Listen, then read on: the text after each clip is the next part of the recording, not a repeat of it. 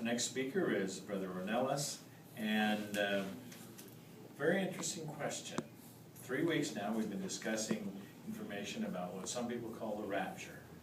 His theme is it possible for Christians to be taken to heaven with their physical bodies?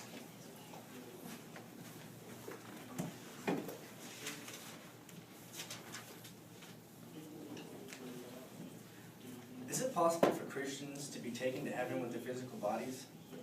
Let us look to the Bible for the answer. Please turn to 1 Corinthians 15:15.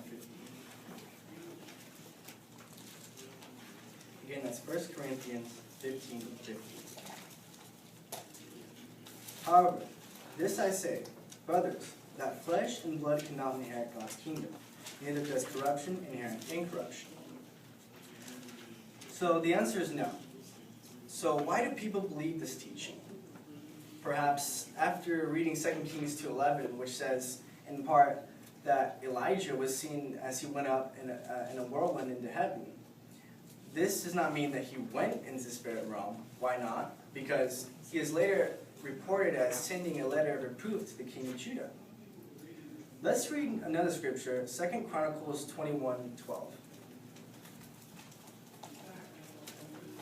Again, that's 2 Chronicles 21:12.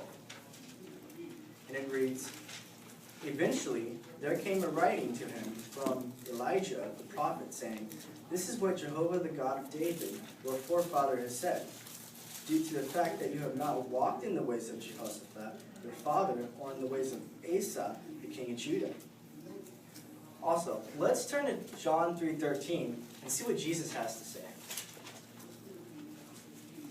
Again, that's John 3:13. And here it reads, moreover, no man has ascended into heaven, but he that descended from heaven, the Son of Man. So this clarifies that only one man descended from heaven. Before people invented airplanes, Jehovah there used his own means to lift Elijah from the ground into the heaven, where the birds fly to transport him to another place. So according to the Bible, once more, the answer is no.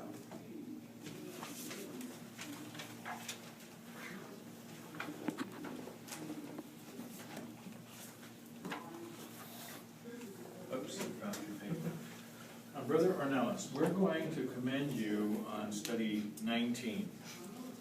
Study 19 is use of the Bible encouraged. Not only did you read the scriptures, but you invited us along. You gave us time to find it. Some subjects can only be answered satisfactorily through the scriptures. Your argumentation was perfect. How do we know that the prophet that was lifted in the windstorm didn't go to heaven? He gave us 2 reasons. What were they? One was 5 years later he wrote a letter of counsel to the king. I know somebody might say, that was from heaven. But then we also have Jesus' words.